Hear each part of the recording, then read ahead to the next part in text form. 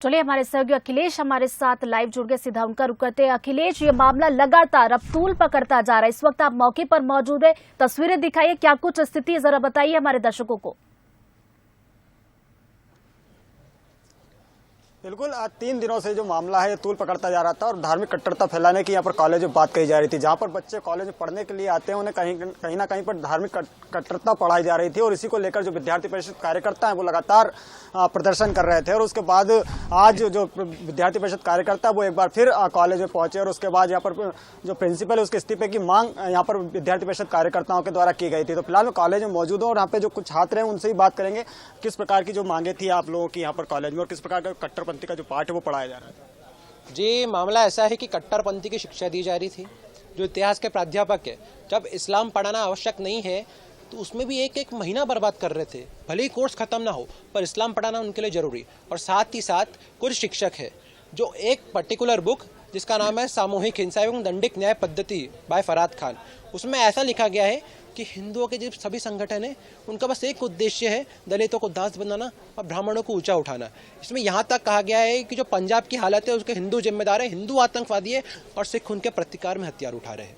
ऐसी गलत शिक्षाएं दी जा रही है। और सबसे बड़ी बात, जो दलितों को भड़काने वाली चीजें बताई गई है किताब में, ये ST SC के बच्चों को फ्री में दी जा रही है। कौन वो टीचर थे जो इस तरह पढ़ा रहे थे? मिर्जा सर। आप बताएं। जो मुद्दा था, किताब कल लाइब्रेरी से निकली, उसके बाद हाईलाइट हो गया। किताब लाइब्रेरी से निकली, रातों रात लाइब्रेरी से किताबें हटा दी गई, किताबें को जलाया जा रहा है। जब विद्यार्थी परिषद के कार्यकर्ता वहां पर पहुंचे तब वहां घटना स्थल पर किताबें बहुत सी हमने ऐसी किताबें बचाई है जहां पर बहुत से ऐसे राइटर है, ऐसे मुस्लिम राइटर है जिन्होंने हिंदुओं के बारे में किताबों बहुत सी किताबें उसमें लिखा है। इसका परिणाम था आज इस प्रचार ने इस्तीफा दिया। ये हमारी मांग यहाँ तक सीमित नहीं है, जिस राइटर ने किताब लिखी उस पर कार्रवाई हो और जो प्रोफेसर इस सब्जेक्ट को पढ़ाता है मिर्जा सर, उन पर भी कार्रवाई हो और प्रिंसिपल पर भी कार्रवाई हो। और यहाँ से इस्तीफा देने के बाद प्रिंसिपल कहीं पर भी पदाधिकारी नहीं रहे, क्योंकि कहीं भी रहेंगे तो कहीं ना कहीं ये शिक्षा मिलेगी। और इन सब का एक जो गढ़ है, कहीं ना कहीं अपन मान सकते हैं कि मुस्लिम यूनिवर्सिटी है, मुस्लिम गढ़ यूनिवर्सिटी। तो बिल्कुल, जिस प्रकार से जो छात्र है वो कहीं ना कहीं पर प्रदर्शन कर रहे थे और उसके बाद अब प्रिंसिपल ने इस्तीफा भी यहाँ पर दे दिया है और अब इस्तीफा स्वीकार करना एडिशनल जनरल के हाथ में। सबसे बड़ी बात ये रही कि जो विद्यार्थी परिषद कार्यकर्ता है वो 3 दिनों से लगातार यहाँ पर प्रदर्शन कर रहे थे और प्रदर्शन के बाद अब आखिरकार जो जीत है वो विद्यार्थी परिषद कार्यकर्ताओं की हुई है और प्रिंसिपल ने यहाँ पर अब इस्तीफा भी दे दिया है। चलिए, तो जैसा कि अखिलेश बता रहे हैं कि प्रिंसिपल ने अब इस्तीफा भी दे दिया है और छात्रों से भी उन्होंने बातचीत की।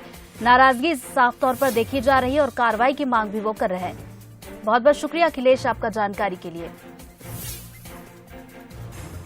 तो इंदौर से हम ये बड़ी खबर से आपको अपडेट करवा रहे हैं। कॉलेज में विवादित पुस्तक मिली थी, क्या कुछ लिखा था ये भी हमने आपको बताया और लगातार ये मामला तूल पकड़ता जा रहा है। तो छात्रों से बात की गई तो उन्होंने बताया कि गलत शिक्षा छात्रों को दी जा रही थी और जब ये पुस्तक सामने निकल कर आई, जब ये पूरा मामला सामने निकल कर आया, उसके बाद लाइब्रेरी से पुस्तकें हटा दी गई।